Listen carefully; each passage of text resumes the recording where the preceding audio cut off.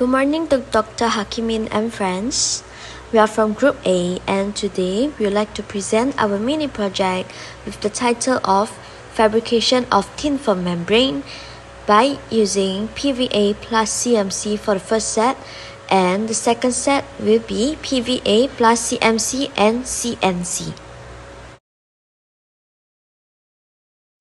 Now let me introduce my group members. The first one is Ain Zulaika binti Zuhairi, Aizu Hilmi bin Haris, me myself Iingming Rachel, Muhammad Hafizam bin Kamaruddin, Nazatu Shamira binti Johar, and Wan Ahmad Amirullah bin Wan Daud.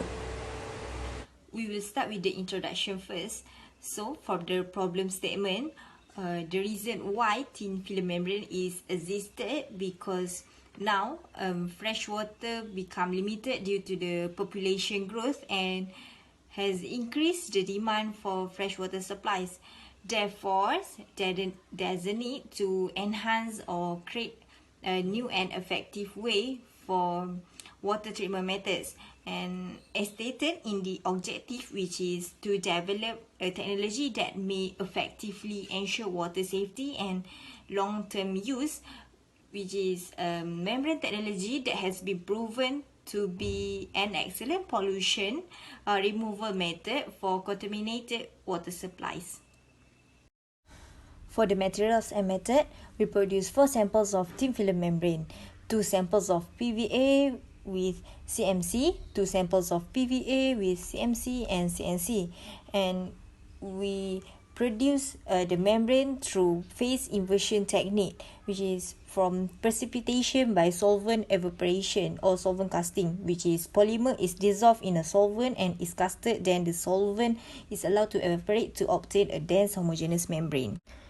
There were 4 instruments that were used to analyze the data, which were scanning electron microscope, Fourier transform infrared spectroscopy, universal testing machine, and optical microscope. Next, for result in discussion.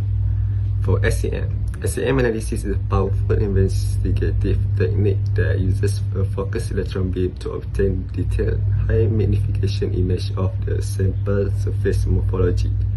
The surface and cross-sectional morphology of the pieces were investigated using the SEM characterization. The sample was attached with a copper stub and coupling tape, and then we analyzed the sample using high-resolution scanning electron microscope. Figure 1.1, 2.3 and 1.4 shows the morphology of the PVA, CMC, and PVA CNC plus CMC. For our PVA membrane sample were analyzed by SEM at different resolution at 30 times to 100 times zoom, where the 5 kilowatt voltage was used in the process. The sample was analyzed in a diverse resolution range to study the effect of the concentration variation on the membrane morphology, which is include variation in the pore size, dense and porous layer structure of the PVA membrane. As seen in the figure 1.3 and 1.4, the addition of CNC resulted in a more porous morphological membrane in the sample. The sample possesses a dense layer. These membranes have different thickness of 100 to 500 mm. This change in thickness is due to the change in the viscosity of the CNC being added to the sample too. It can be seen from the figure that the CNC did not have a network structure, and it became high crystallinity when the content of the CNC added to the sample. Okay, for the Fourier transform infrared spectroscopy, FTIR is a method for the obtaining an infrared spectrum of solid, liquid or gases, absorption or emission. And FTIR spectrometer obtain high resolution spectral data over the large spectral range at the same time. Okay, for this analysis, FTIR spectral are used to validate the structure of the liquid absorption infrared spectrum. The following samples, FTIR functional groups are labels for sample 1, PVA and CMC for the blue line. And then for the sample 2, PVA, CMC and CNC is a red line. Okay, the structure of the various sort of samples are nearly identical to the functional group position. Okay, due to the obvious presence of inclusion CNC, OH impact crystallinity, the addition of the higher concentration of the CNC increases crystallinity significant, which has a harmful effect of the cellular functions. Okay. Okay, next, this figure shows the result by tensile test method. Tensile testing is one of the fundamental methods in material science, which a sample is subjected to a controlled tension until failure. It measures the force required to break a sample. According to the tensile result, we use the test speed of 3 mm per minute. There were 3 tests that our 2 samples had been tested, which were Young modulus, stress at break, and stress at peak. In this experiment, the Young modulus of sample 1 is 15.951 Newton per millimeter square, and for sample 2 is 150.85 Newton per millimeter square. The higher the Young modulus, the harder the material. Therefore, the formation of the elasticity will occur, the stresses are applied. This is because of the strength of the bonds between atoms. Next, sample 1 has reached its ultimate tensile strength at 2.159 Newton per millimeter square, and sample 2 is 2 Newton per millimeter square. The ultimate tensile strength is the maximum stress that a sample can withstand before it reaches its start to deform. It has been discovered that some polymer exhibit substantial stretching with stresses minimal and break at much greater stress. Net data, the stress at peak of sample 1 is 4.318 Newton per millimeter square, and for sample 2 is 33.833 Newton per millimeter square. Stress at peak means the maximum of the tensile strength that the sample are able to accept before the failure or permanent deformation. Okay, that's all for me. Thank you.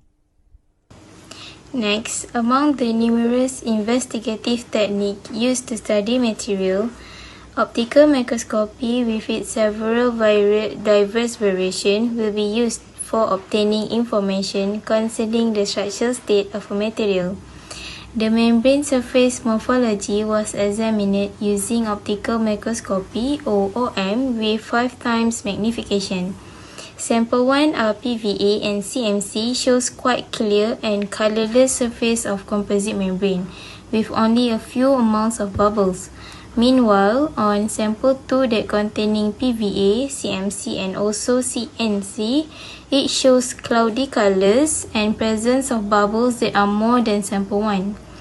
The surface morphology of both samples is different. It may be due to the concentrations of CNC that were added in sample 2.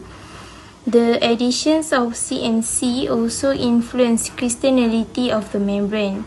Lastly, increase in crystallinity will adversely affect the membrane performance. In the conclusion, thin film membrane was successfully made by using PVA, CNC and CMC as well as distilled water. PVA was used to form as it has a high chemical and thermal stability.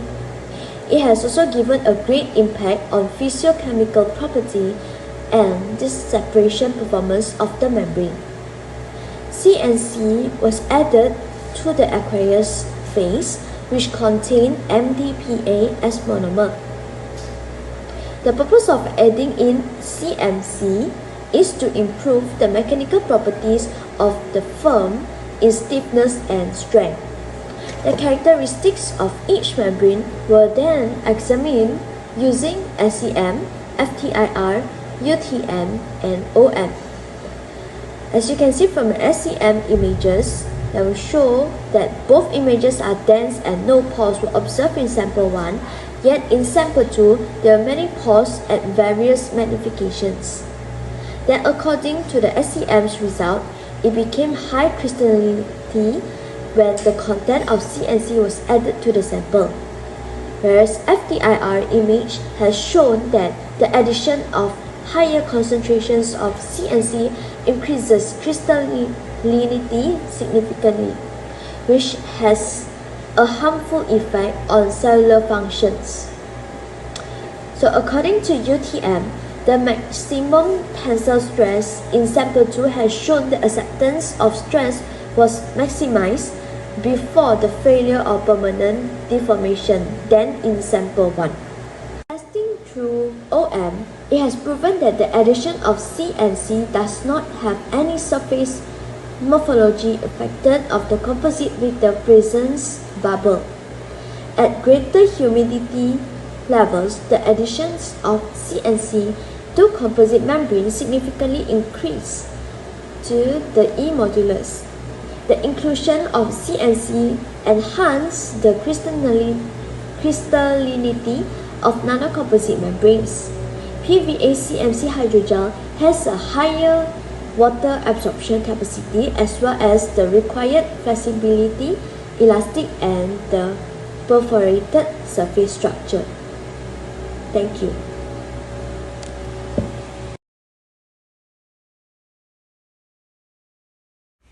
Hence, that's all from our group. Thank you.